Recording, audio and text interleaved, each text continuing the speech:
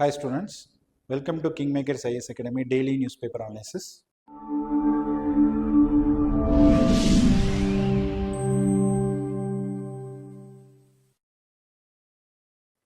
So இன்றைக்கி நம்ம ஹெட்லைன்ஸில் அந்த நியூஸ் அஸ்ஸாம் ஸ்டேட் கவர்மெண்ட் என்ன கேட்டிருக்காங்கன்னா எலெக்ஷன் கமிஷன் கிட்ட பீகாரில் போயிட்டு இருக்கிற மாதிரியே எங்களுக்கு எலக்ட்ரல் ரிவிஷன் பண்ணும்போது என்ஆர்சியோட அப்டேட் வச்சுட்டு நீங்கள் அதை பண்ணுங்கன்னு சொல்லிட்டு கேட்டிருக்கிறாங்க. ஸோ ஏன்னா நமக்கு என்ஆர்சி அஸ்ஸாமில் மட்டும்தான் நமக்கு இம்ப்ளிமெண்ட் ஆக போகும்போது 19 lakh பார்த்தீங்கன்னா அஸ்ஸாமோட என்ஆர்சியில் எக்ஸ்க்ளூட் பண்ணியிருக்கிறாங்க. ஸோ இப்போ அஸ்ஸாமில் இருக்கக்கூடிய அஃபீஷியல்ஸ் இசி கிட்ட வச்ச ஒரு இது என்ன அப்படின்னா ரெக்வஸ்ட் என்னன்னா என்ஆர்சி அப்டேட் பண்ணிட்டு அதெல்லாம் கம்ப்ளீட் பண்ண பிறகு அந்த டாக்குமெண்ட் வெரிஃபிகேஷன் பண்ணிட்டு நீங்கள் என்ன பண்ணலாம்னா இந்த எலக்ட்ரல் ரிவிஷன் அப்படிங்கிறது பண்ணலாம். பிகாஸ் என்ஆர்சியே சிட்டிசன்ஷிப் பற்றியோட வேலிடிட்டி தான்.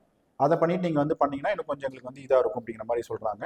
ஸோ இப்போ இந்த எலெக்ஷன் கமிஷன் ஆஃப் இந்தியா இந்த பண்ணக்கூடிய எலக்ட்ரல் ரிவிஷன் எக்ஸசைஸ் எல்லாமே பார்த்தோம் அப்படின்னா ஈஸ்டர்ன் இந்தியாவில் இருக்கக்கூடிய பார்டர் ஸ்டேட்ஸில் இல்லீகல் மைக்ரன்ஸை ஐடென்டிஃபை பண்ணுறதுக்காகவும் தென் டூப்ளிகேஷன் ஆஃப் ஓட்டர் ஐடியை யூஸ் பண்ணி ஓட்டிங் அப்படிங்கிறது பண்ணுறதுக்கான அந்த டிடெக்ட் பண்ணுறதுக்கு தான் இப்போ பண்ணிட்டு இருக்காங்க.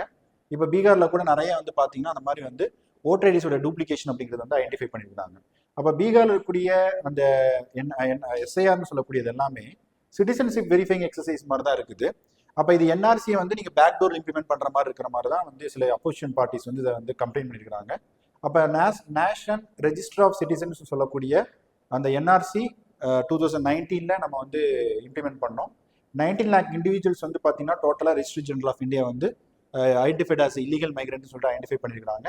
அப்போ என்ஆர்சியோட அப்ஜெக்டிவ் என்ன அப்படின்னு பார்த்தீங்கன்னா அசாமீஸ் சிட்டிசன்ஸ் யார், இண்டிஜினஸ் அசாமீஸ் யார் அப்படிங்கிறத ஐடென்டிஃபை பண்ணுறது தான் அந்த என்ஆர்சின்னு சொல்லக்கூடியது. அது மட்டும் இல்லாமல் மற்ற ஸ்டேட்டில் என்ஆர்சி அப்படிங்கிறது நம்ம பெருசாக பேசலை. ஏன்னா அசாமில் மட்டும்தான் 1980s நம்ம அந்த பங்களாதேஷோட இல்லீகல் மைக்ரன்ட்ஸ் ஐடென்டிஃபை பண்ணுறதுக்காக அசாம் அக்கார்ட் அப்படிங்கிறத இந்தியன் கவர்மெண்ட்டும் அசாமோட ஸ்டேட் கவர்மெண்ட்டும் அசாமோட ஸ்டூடெண்ட் ஃபெடரேஷன் பார்த்தீங்கன்னா சைன் பண்ணாங்க. ஸோ அப்படி பார்க்குறப்ப லாஸ்ட்டாக 2003 நம்ம இந்த எலக்ட்ரல் ரிவிஷன் பண்ணுறப்ப அந்த டாக்குமெண்ட்ஸ் இந்த அளவுக்கு நம்ம எலாபரேட்டாக சொல்லலை. இப்போ சொன்னது 11 டாக்குமெண்ட்ஸ் இசிஐ சொல்லியிருக்கு அப்படிங்கிறத நம்ம பார்த்துட்டு இருக்கிறோம். ஃபார் எக்ஸாம்பிள் நீங்கள் எம்ப்ளாயா இல்லை பார்த்தீங்கன்னா டாக்குமெண்ட் பார்த்தீங்கன்னா கவர்மெண்ட் லோக்கல் அத்தாரிட்டிஸ் இஷ்யூ பண்ணியிருக்காங்களா, பர்த் சர்டிஃபிகேட் இருக்கா, இந்த மாதிரி நம்ம பார்க்குறோம். ஸோ அப்போ இந்த பார்க்கும்போது ஒரு இதுலேயும் 1987, 2003, 2013 அந்த மாதிரி அப்டேட் ஆன அந்த சிட்டிசன்ஷிப் ஆக்டை வச்சு நம்ம ப்ரூஃப் பண்ணுற மாதிரி தான் இருக்குது. அப்போ பீகாரை வச்சு அசாமோட ஸ்டேட் அஃபீஷியல்ஸ் என்ன கேட்டிருக்காங்கன்னா என்ஆர்சி நீங்கள் வேலிடிட்டி எடுத்துக்கிட்டால் நீங்கள் எலக்ட்ரல் ரிவிஷன் ஈஸியாக பண்ண முடியும் அப்படிங்கிற மாதிரி சொல்லியிருக்காங்க. ஸோ இன்றைக்கி இது ஹெட்லைன்ஸில் வந்திருக்குது. நெக்ஸ்ட் பார்த்தோம் அப்படின்னா ஃபாரின் மினிஸ்டர் ஜெய்சங்கர் சைனாக்கு போயிருக்கிறாரு. ஷாங்காய் கோஆபரேஷன் மீட்டிங்கோட ஃபாரின் மினிஸ்டர்ஸ் மீட்டிங் அட்டன் பண்ணுறதுக்காக போயிருக்கிறாரு. ஸோ இன்னைக்கு பார்த்தீங்கன்னா சைனீஸ் பிரசிடென்ட் ஜி ஜின்பிங்கையும் மீட் பண்ணியிருக்காரு. ஸோ அதில் வாங்கின்னு சொல்லக்கூடிய ஃபாரின் செக்ரட்டரி, தட் இஸ் சைனாவோட ஃபாரின் செக்ரட்டரி, ஸோ அவர் கூட ஒரு பைலேட்ரல் டாக்ஸ் போயிருக்குது. அதில் என்னென்ன பேசியிருக்காங்க அப்படின்னா லடாக்கு அப்புறம் அந்த பார்டர் இன்கர்ஷன்ஸ் இருந்தாலும் நம்ம அதை ஐசோலேட்டாக வச்சுக்கிட்டு ரிமைனிங் இருக்கக்கூடிய கமர்ஷியல் ரிலேஷன்ஸ் எப்படி இம்ப்ரூவ் பண்ணுறதை நம்ம பேசலாம்னு சொல்லியிருக்காங்க.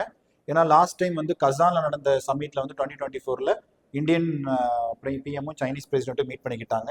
அதே மாதிரி இப்போ எஸ்சிஓட ஃபைனல் ப்ளீனரி மீட்டிங் சைனாவில் தான் நடக்க போகுது. ஸோ அங்கேயும் இந்தியன் பிஎம் விசிட் பண்ணுவாங்க. இப்போ பீஜிங் என்ன பண்ணியிருக்காங்கன்னா ரேர் எர்த்தோட எலிமெண்ட்ஸ் பார்த்தீங்கன்னா அவங்க ரெஸ்ட்ரிக்ட் பண்ணியிருக்காங்க. ஸோ 90% ஆஃப் ப்ரோசஸிங் கெப்பாசிட்டி சைனாவில் தான் இருக்குது.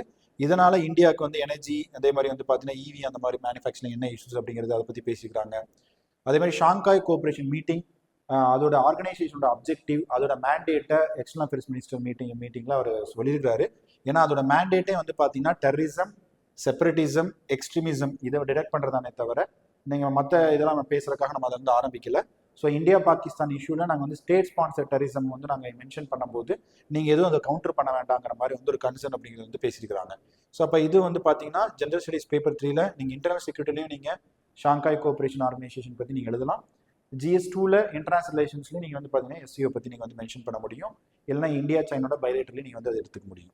அடுத்து பார்த்தோம் அப்படின்னா இப்போ ரீசெண்டாக ஒரு ஃப்ரீடம் ஆஃப் ஸ்பீச்சை பற்றி ஒரு கேஸில் சுப்ரீம் கோர்ட் என்ன சொல்லியிருக்காங்க அப்படின்னா சிட்டிசன்ஸ்க்கு ஒரு பவுண்டரி வேணும், தட் இஸ் ஒரு லிமிட் தெரியணும், அதை ஃப்ரீடம் ஆஃப் ஸ்பீச்சோட வேல்யூ என்னன்னு தெரியணும், செல்ஃப் ரீஸ்ட்ரெயின்ட் அப்படிங்கிறது வேணுங்கிற மாதிரி சொல்லியிருக்காங்க. ஏன்னா நம்ம சோசியல் மீடியாவில் விர்ச்சுவல் பிளாட்ஃபார்ம்ஸில் நம்ம இந்த மாதிரி பேசும்போது நம்மளோட அந்த லிமிட் அப்படிங்கிறது தெரியணும். அதே மாதிரி நம்ம டிவைசிவாக நம்ம இது ரிமார்க்ஸ் அப்படிங்கிறது பண்ணக்கூடாதுங்கிற மாதிரி சொல்லியிருக்காங்க. அப்போ 2023 சுப்ரீம் கோர்ட் கொடுத்த ஒரு வெர்டிக்ட்ல என்ன சொல்றாங்கன்னா ஆர்டிகல் 19ல வந்து ஒரு ஹரிசாண்டல் அப்ரோச் இருக்குங்கிற மாதிரி சொல்றாங்க. ரைட் டு ஃப்ரீடம் அப்படிங்கிற ஸ்பீச் அண்ட் எக்ஸ்பிரஷன் சிட்டிசனுக்கு எதிராகவும் நீங்க வந்து இது இன்வோக் பண்ண முடியும், ஸ்டேட்டுக்கு எதிராகவும் நீங்க வந்து இன்வோக் பண்ண முடியும். தட் இஸ் அதர் சிட்டிசன்ஸ் மாதிரி நீங்க இது சொல்லலாம்.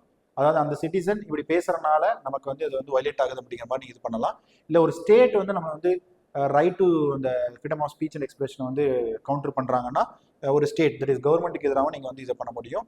அப்போ இந்த ஆர்டிகல் 19 நம்ம வந்து எதுக்காக ரீசனபிள் ரெஸ்ட்ரிக்ஷன்ஸ் நம்ம அப்ளை பண்ணியிருக்கிறோம், அப்போ இதை எப்படி நம்ம வந்து அதை யூஸ் பண்ணணும், இந்த ஃப்ரீடம் ஆஃப் ஸ்பீச்னு சொல்லிட்டு அதை எப்படி நம்ம வந்து நம்ம இன்டிகிரிட்டி சாவர்னிட்டி ஆர் இந்தியாவோட அந்த இதை வந்து நம்ம வந்து எப்படி வயலேட் பண்ணாமல் இது பண்ணுற மாதிரி ஒரு சுப்ரீம் கோர்ட் வந்து பார்த்தீங்கன்னா அதை பற்றி வந்து ஒரு ரிமார்க்ஸ் அப்படிங்கிறது வந்து கொடுத்துருக்குறாங்க. ஸோ அதுவும் நீங்கள் வந்து கான்ஸ்டியூஷனுக்காக நீங்கள் வந்து அதை வந்து நீங்கள் எடுத்துக்கலாம். ஸோ அடுத்து வந்து பார்த்தோம் அப்படின்னு சொன்னால் இப்போ ரீசன்ட் டைம்ஸில் இந்தியாவில் வந்து consumer price inflation, wholesale price inflation, அதே மாதிரி ஃபுட் இன்ஃப்ளேஷன் இதெல்லாமே நம்மளுக்கு வந்து நார்மல், அதே மாதிரி மாடரேட்லேருந்து கீழே தான், ரொம்ப கம்மியாக தான் இருக்குது. ஸோ அப்படி பார்க்குறப்ப ஃபுட் இன்ஃப்ளேஷன் வந்து இன்னும் வந்து நமக்கு இந்த வருஷம் வந்து குறையும்னு சொல்லி சொல்கிறாங்க.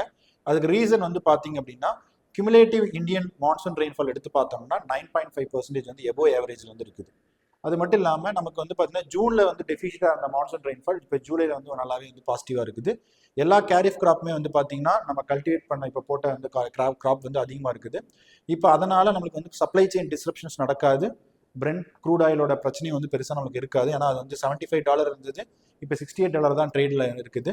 அதனால் வந்து ஃபுட் இன்ஃப்ளேஷன் வந்து கண்ட்ரோல் தான் இருக்கும் அப்படிங்கிற மாதிரி வந்து சொல்கிறாங்க. அதனால் சிபிஐ இந்த ரேட்டும் நம்மளுக்கு வந்து நம்ம இதுதான் பண்ண முடியும். மானிட்டரி பாலிசி கமிட்டி மீட்டிங்லேயும் இதை தான் சொன்னாங்க. இந்த 2025 ஃபினான்ஷியல் இயரில் வந்து நமக்கு வந்து மாடரேட்டாக இருக்கிறனால இந்த 100 பேஸ் பாயிண்ட்ல வந்து நம்ம வந்து குறைக்கிறோங்கிற மாதிரி இன்ட்ரெஸ்ட் ரேட் வந்து குறைச்சிருந்தாங்க, ரெப்போ ரேட் இதெல்லாம். அதை பற்றி ஒரு சின்ன ஒரு எடிட்டோரியல் பண்ணி தான் வந்துருக்கு, நீங்கள் அதையும் வந்து நீங்கள் பார்த்துக்கலாம் எக்கனாமிக்காக. ஸோ அடுத்து வந்து பார்த்தோம்னா மினிஸ்ட்ரி ஆஃப் ஹோம் அஃபேர்ஸ் வந்து என்ன சொல்கிறாங்கன்னா சைபர் ஃப்ராட்னால இந்தியாவில் வந்து 7,000 crore வந்து பார்த்தீங்கன்னா ஒரு எக்கனாமிக் லாஸ் வந்து நடந்திருக்குது. எந்த டேட்டா வச்சு சொல்லியிருக்காங்க அப்படின்னு பார்த்தீங்கன்னா இந்தியன் சைபர் கிரைம் சென்டர் அப்படிங்கிற அந்த கோஆர்டினேஷன் சென்டர் வந்து IC4 சொல்லக்கூடிய centre under the ministry of home affairs அவங்க ஒரு டேட்டாவை எடுத்து கொடுக்குறாங்க. இந்த மாதிரி டிஜிட்டல் ஸ்கேம் பண்ணுறவங்க எல்லாமே ஆப்ரேட்டர்ஸ் வந்து இந்த சவுத் ஈஸ்ட் ஏஷியன் கண்ட்ரீஸில் தான் இருக்கிறாங்க. Cambodia, Myanmar, Vietnam, Laos, Thailand. So இது எல்லாமே ஆப்ரேட் பண்ணுறது எல்லாமே சைனீஸ் ஆப்ரேட்டர்ஸ், ஹை செக்யூரிட்டி லொகேஷனில் தான் வந்து ஆப்ரேட் பண்ணுறாங்க.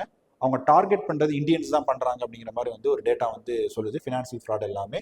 ஸோ அப்படி பார்க்குறப்ப நம்ம வந்து இப்போ ஐடென்டிஃபை பண்ண எல்லா ஸ்கேமே வந்து பார்த்தீங்கன்னா கம்போடியா, தாய்லாந்து இந்த ரீஜனில் வந்து அதிகமாக வந்து இருக்குது. இந்தியாவோட ஸ்டேட்ஸை வச்சு பார்க்கும்போது என்ன ஆகுது அப்படின்னு பார்த்தீங்கன்னா இப்போ தமிழ்நாட்டிலேருந்து கம்போடியா, மகாராஷ்டிரிலேருந்து தாய்லாந்து இப்படி தான் வந்து ஃபோக்கஸ் பண்ணி வந்து டிஜிட்டல் ஃப்ராட் அப்படிங்கிறது பண்ணியிருக்காங்க. அதில் ஒரு 3 கேட்டகரிஸ் வந்து மினிஸ்ட்ரி ஆஃப் ஹோம் அஃபேர்ஸ் சொல்லியிருக்காங்க. ஒன்று ஸ்டாக் மார்க்கெட்டோட இன்வெஸ்ட்மெண்ட் ஸ்கேம், இந்தியன்ஸ் நிறைய பேர் வந்து லாக் ஆகிறது. டிஜிட்டல் அரெஸ்ட், தேர்டு வந்து பார்த்தீங்கன்னா task and investment based scams வந்து இது பண்ணுறாங்க. அப்படி பண்ணுறப்ப அவங்க என்ன ஆகுது அப்படின்னு பார்த்தீங்கன்னா கவர்மெண்ட்னாலே ஐடென்டிஃபை பண்ண முடியாமல் சவுத் ஈஸ்ட் ஏஷியாவில் வந்து பார்த்தீங்கன்னா அவங்க வந்து லிஸ்ட் எடுத்து சிட்டிசன்ஸோட லிஸ்ட், இந்த பாஸ்போர்ட் லிஸ்ட்டில் எடுத்து தான் நம்ம வந்து கவர்மெண்ட் வந்து இது பண்ணுற மாதிரி இருக்குது. அப்போ இதுவும் இன்டர்நெட் செக்யூரிட்டியில் சைபர் ஃப்ராட்ஸ், டிஜிட்டல் ஸ்கேம், அதை பற்றி நீங்கள் வந்து எடுத்துக்கலாம். ஜெண்டர் ஸ்டடீஸ் பேப்பர் 3ல் வந்து யூஸ் பண்ணிக்கலாம். நெக்ஸ்ட்டு நேற்று வந்து பார்த்தோம் அப்படின்னா இந்தியாவில் 5 ஹைகோர்ட்டுக்கு வந்து பார்த்தீங்கன்னா நியூ சீஃப் ஜஸ்டிஸ் வந்து அப்பாயின்ட் பண்ணியிருக்காங்க. ஸோ அதே மாதிரி 19 ஹைகோர்ட் ஜட்ஜஸ் வந்து ட்ரான்ஸ்ஃபர் அப்படிங்கிறது பண்ணியிருக்காங்க. இன்க்ளூடிங் மெட்ராஸ் ஹைகோர்ட் கூட வந்து பார்த்தீங்கன்னா நியூ சீஃப் ஜஸ்டிஸ் அப்படிங்கிறது அப்பாயின்ட் பண்ணியிருக்காங்க. ஸோ அது கொலிஜியமில் எலிவேட் பண்ணி அப்பாயின்மெண்ட் அப்படிங்கிறது வந்து பண்ணியிருக்காங்க. ஸோ அது ஒரு சின்ன நியூஸாக வந்து வந்திருக்குது. ஸோ அடுத்து வந்து பார்த்தோம் அப்படின்னு சொன்னால் இப்போ ரீசெண்டாக வந்து ஃப்ளூ கேஸ் டீசல்ஃபரைசேஷன் அப்படின்னு சொல்லிட்டு சல்ஃபர் டை ஆக்சைடு வந்து தெர்மல் பவர் பிளான்ட்லேருந்து ரிமூவ் பண்ணுறதுக்காக வந்து 2015 நம்ம வந்து மினிஸ்ட்ரி ஆஃப் என்வரான்மெண்ட்லேருந்து ஒரு ரெகுலேஷன்ஸ் கொடுத்துருந்தோம். பட் அது என்ன சொன்னாங்கன்னா எல்லா தெர்மல் பவர் பிளான்ட்னாலையும் இன்ஸ்டால் பண்ண முடியாது, அப்படி பண்ணால் நமக்கு ஹியூஜ் காஸ்டோட இது வந்து இருக்குது அப்படிங்கிற மாதிரி வந்து ஒரு ரிப்போர்ட் வந்துருந்தது. அப்போ இங்கே இப்போ யூனியன் மினிஸ்ட்ரி என்ன சொல்கிறாங்க அப்படின்னா ஒரு ரிவைஸ்டு ஃப்ரேம் ஒர்க் நான் கொடுத்துருக்கிறேன்.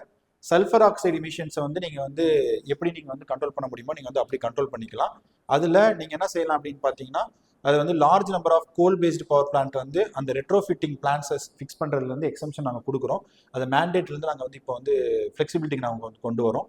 அது மட்டும் இல்லாமல் SO2 வந்து கோல் வந்து போர்ன் பண்ணுறனால வருது, அதோட இந்த செகண்டரி பொல்யூட்டன்ஸ்னால என்னென்ன எஃபெக்ட் இருக்குது மாதிரி நல்லா ஸ்டடி பண்ணுங்கிற மாதிரி வந்து சொல்லியிருக்காங்க. அப்படி பார்க்குறப்ப ஒரு ரஃப் எஸ்டிமேட்டை பார்த்தோம்னா இந்தியாவில் இருக்கக்கூடிய ஒரு 600 யூனிட் ஆஃப் கோல் பவர் பிளான்ட்ல நம்ம இந்த ஃப்ளூ கிளாஸ் டீசல்ஃபரைசேஷன் டிவைசஸையும் ஃபிட் பண்ணோம்னா ஸோ நமக்கு வந்து 2.54 lakh அப்படிங்கிறது வந்து தேவைப்படுது. ஸோ இதோட காஸ்டோட எஸ்டிமேஷன் பார்த்துட்டு தான் இதை வந்து மினிஸ்ட்ரி ஆஃப் என்வரான்மெண்ட் என்ன செஞ்சுருக்காங்கன்னா இது மேண்டேட்ரி இல்லாமல் இதை வந்து நம்ம ஃப்ளெக்சிபிலிட்டி அப்படின்னு சொல்லி மாற்றிருக்காங்க. Ministry of power, ministry of environment and forest climate change சேர்ந்து தான் இந்த டெசிஷன் வந்து எடுத்துருக்காங்க. இது வந்து என்வரான்மெண்ட் ரிலேட்டடாக இருக்கக்கூடிய கொஷின் தான். நீங்கள் அதையும் வந்து நீங்கள் ப்ரிலிம்ஸ் ஆஸ்பெக்டில் வந்து பார்த்துக்கலாம். எக்கனாமிக் பேஜில் பார்த்தோம் அப்படின்னா ரீட்டைல் இன்ஃப்ளேஷன் அது வந்து 2.1% அளவுக்கு வந்து ரீச் ஆயிருக்குது. அப்போ ஹெட்லைன் இன்ஃப்ளேஷன் அதுவும் வந்து பார்த்தீங்கன்னா ரொம்ப ஸ்லோவாக தான் இருக்குது, ரொம்ப இன்க்ரீஸ் ஆகிறது இல்லை. ஸோ டேட்டா இப்போ ரீசன்ட் டேட்டா நம்ம எடுத்து பார்த்தோம் அப்படின்னா சிபிஐ, WPI இதெல்லாம் வந்து ஃப்ளெக்சிபிள் இன்ஃப்ளேஷன் டார்கெட்டிங்கில் நம்ம ஃபிக்ஸ் பண்ண 4% கீழே தான் வந்து இருக்கிற மாதிரி நமக்கு வந்து பேங்கோட ஃபோர்காஸ்ட் டேட்டா வந்து சொல்லுது. அதுலேயும் வந்து பார்த்தீங்கன்னா WPIலாம் எடுத்துக்கிட்டா இப்போ வந்து நமக்கு நெகட்டிவ்ல வந்து போயிட்டு இருக்குது. மேபி அது வந்து டீஃப்ளேஷனரி ஜோனு கொண்டு போயிருமா அப்படிங்கிற மாதிரிலாம் இப்போ அனலைஸ் பண்ணிட்டு இருக்கிறாங்க. ஸோ இந்தியாவை பொறுத்த வரைக்கும் நம்மளுக்கு வந்து பார்த்தீங்கன்னா இன்ஃப்ளேஷன் டார்கெட்டிங் அப்படிங்கிறது நம்மளுக்கு வந்து கரெக்டாக ஃபிக்ஸ் பண்ணனால இப்போ வந்து நம்மளால் கண்ட்ரோல் பண்ண முடிஞ்சுது. பட் சம்டைம்ஸ் வந்து 6% தாண்டி போகுது. அது வந்து கொஞ்சம் குவைட் டைம் நம்ம பார்த்தோம். இப்போ வந்து பார்த்தீங்கன்னா அந்த 4 கீழே வந்து போயிட்டு இருக்குது. ஸோ அதனால டீஃப்ளேஷன் ஜோனுக்கு வந்து போகிறதா வந்து போய் பேசுகிறாங்க. ஸோ அது வந்து நீங்கள் வந்து பார்த்தீங்கன்னா நீங்கள் வந்து எப்படி ஃபுட் இன்ஃப்ளேஷன் நம்ம பார்த்தோமோ ரீட்டைல் இன்ஃப்ளேஷன் பற்றி வந்து எக்கனாமிக் பேஜில் வந்து நியூஸில் வந்து வந்திருக்குது. அடுத்து இந்தியன் ஃபினான்ஸ் மினிஸ்டர் என்ன சொல்லியிருக்காங்க அப்படின்னு பார்த்தீங்கன்னா இந்தியாவில் வந்து குளோபல் கேப்பபிலிட்டி சென்டர்ஸ் வந்து எம்ப்ளாய்மெண்ட் ஜென்ரேஷன் பண்ணுறதுல வந்து நியர்லி 2 மில்லியன் ப்ரொஃபஷனல்ஸை வந்து இது பண்ணியிருக்கிறாங்க. அது 2030 2.80 மில்லியனுக்கு வந்து அதை வந்து அச்சீவ் பண்ண போகிறோம் அப்படிங்கிற மாதிரி சொல்லியிருக்கிறாங்க. அது மட்டும் இல்லாமல் குளோபல் கேப்பபிலிட்டி சென்டர்ஸோட காம்பவுண்ட் ஆனுவல் க்ரோத் ரேட் அப்படிங்கிறது 11% இருந்திருக்கு லாஸ்ட் 5 இயர்ஸில். அது Tier 2 சிட்டிஸில் வந்து அடாப்ஷன் வந்து நல்லா இருக்குங்கிற மாதிரி வந்து ஒரு டேட்டா வந்து சொல்லுது. அப்போ இந்த GCC வந்து பார்த்தீங்கன்னா இந்தியாவோட GVAக்கு வந்து $68 பில்லியன் வந்து அதை வந்து இது பண்ணுறாங்க, தட் இஸ் கான்ட்ரிபியூட் பண்ணுறாங்க. இந்தியாவோட GDPயில் 1.6% அப்படிங்கிறது கான்ட்ரிபியூட் பண்ணுறாங்க. இது நம்ம $150 பில்லியன் வந்து $200 பில்லியன் அளவுக்கு அச்சீவ் பண்ண முடியும் 2030 GCCனால வந்து இவ்வளோ நம்மளால இந்தியாவோட GDP கான்ட்ரிபியூட் பண்ண முடியுங்கிற மாதிரி வந்து சொல்லியிருக்காங்க. அது மட்டும் இல்லாமல் அவங்க வந்து வேல்யூ ஆடட் ஒர்க்கு, அதே மாதிரி டெக்னாலஜி ரிலேட்டடான ஒர்க்கு, பிஸ்னஸ் கண்டெக்ஸ்டில் இதெல்லாம் கொஞ்சம் இன்னும் 1.3 டைம்ஸ் ஆர் 1.5 டைம்ஸ்க்கு வந்து பார்த்தீங்கன்னா இது வந்து இம்ப்ரூவ் பண்ண முடியுங்கிற மாதிரி GCC பற்றி வந்து பார்த்தீங்கன்னா இந்தியாவோட அந்த ஸ்டேட்டஸ் அப்படிங்கிறது வந்து கொடுத்துருக்குறாங்க. அது மட்டும் இல்லாமல் GCC டேலண்ட்னு சொல்லக்கூடியதில் அவுட் ஆஃப் வேர்ல்டில் தட் இஸ் 32% வந்து இந்தியா பேஸ் பண்ணி தான் இருக்கிற மாதிரி வந்து அதுவும் ஒரு ரிப்போர்ட் வந்து சொல்லுது. ஸோ நீங்கள் அதையும் வந்து நீங்கள் வந்து இது பண்ணிக்கலாம். ஸோ அடுத்து வந்து பார்த்தோம் அப்படின்னு சொன்னால் எக்ஸ்பிளைன்டு பேஜில் வந்து டென்மார்க்கில் வந்து பார்த்தீங்கன்னா இப்போ ரீசெண்டாக டீப் ஃபேக்ஸ்க்கான ஒரு ரெகுலேஷன் பண்ணக்கூடிய ஒரு லா வந்து கொண்டு வந்திருக்காங்க, காப்பிரைட் லா. ஸோ இந்த காப்பிரைட் லா டென்மார்க்கில் என்ன சொல்லுதுன்னா ஏதோ ஒரு டீப் ஃபேக் கண்டென்ட்டை வந்து நீங்கள் அந்த பர்சனோட கன்சென்ட் இல்லாமல் நீங்கள் இது பண்ணீங்க அப்படின்னா ஸோ அந்த யூசரே வந்து பார்த்தீங்கன்னா இண்டிவிஜுவல்ஸ்னால வந்து அந்த ஆன்லைன் பிளாட்ஃபார்ம்ல இருந்து அந்த கண்டென்ட்டை எடுக்க முடியும், காம்பன்சேஷன் கிளைம் பண்ண முடியும், காப்பிரைட் கிளைம் அப்படிங்கிறது பண்ண முடியும், இன்க்ளூடிங் கிரியேட்டிவ் ஒர்க்ஸ்க்கும் பண்ண முடியுங்கிற மாதிரி வந்து சொல்லியிருக்காங்க.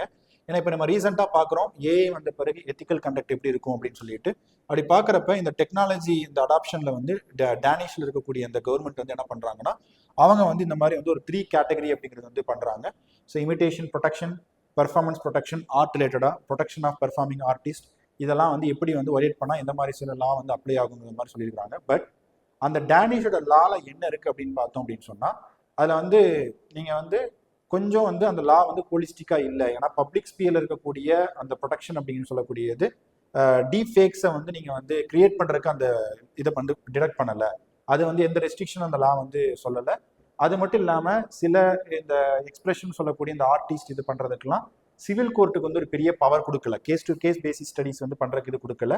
அது மட்டும் இல்லாமல் யூரோப்பியன் கன்வென்ஷன் ஆன் ஹியூமன் ரைட்ஸ்னு ஒன்று இருக்குது, அதை பேஸ் பண்ணி வந்து பார்த்தீங்கன்னா இன்னும் அந்த லா வந்து இன்னும் எலாபரேட்டாக வந்து இன்னும் பண்ணியிருக்கலாங்கிற மாதிரி சொல்கிறாங்க. ஏன்னா இப்போ ரீசெண்டாக போயிட்டு இருக்க டீப் ஃபேக்ஸை வச்சு பார்க்கும்போது யூரோப்பியன் யூனியனில் டென்மார்க் கவர்மெண்ட் வந்து பார்த்தீங்கன்னா ஒரு பெரிய ஒரு இனிஷியேட்டிவ் அப்படிங்கிறது இதில் இருக்கக்கூடிய ஒரு காப்பிரைட்ஸ் வச்சு ஒரு ஆக்ட் அப்படிங்கிறது ஒரு பில் அங்கிறது கொண்டு வந்துருக்காங்க. இதுவும் நீங்கள் வந்து என்ன பண்ணிடலாம் அப்படின்னா எத்திக்ஸ் அந்த மாதிரி சப்ஜெக்ட்ல வந்து யூஸ் பண்ணலாம். ஸோ இன்னைக்கோட நியூஸ் பேப்பரில் இதுதான் வந்து இம்பார்ட்டன்ட் ஆர்டிகல்ஸ். இது ஒபிசிட்டிக்காக யூஸ் பண்ணக்கூடிய ட்ரக்கை வச்சு இன்னைக்கு வந்து ஒரு பெரிய ஒரு சயின்ஸ், பியூர் சயின்ஸை பேஸ் பண்ணி ஒரு ஆர்டிகல் வந்திருக்கு. தெர் இஸ் GLP-1 ட்ரக்ஸ் எப்படி ஒர்க் ஆகுது அப்படின்னு சொல்லிட்டு இதை வந்து அல்சைமர் டிசீஸ்க்கும் ட்ரீட் பண்ணுற மாதிரி வந்து இப்போ ஒரு சயின்டிஃபிக் கம்யூனிட்டி வந்து பேசிட்டு இருக்கிறாங்க. ஸோ அது நீங்கள் பியூர் சயின்ஸ் மேபி அது வந்து யூஸ்ஃபுல்லாக இருக்குன்னா ஃபிலிம்ஸ்க்கு நீங்கள் வந்து அதை பார்த்து வச்சுக்கலாம். ஸோ இன்னைக்கு நியூஸ் பேப்பரில் இதான் இம்பார்ட்டன்ட் ஆர்டிகல்ஸ். ஸோ நாளைக்கு என்னென்ன ஆர்டிகல் இருக்குது அப்படிங்கிறது பார்க்கலாம். தேங்க்யூ.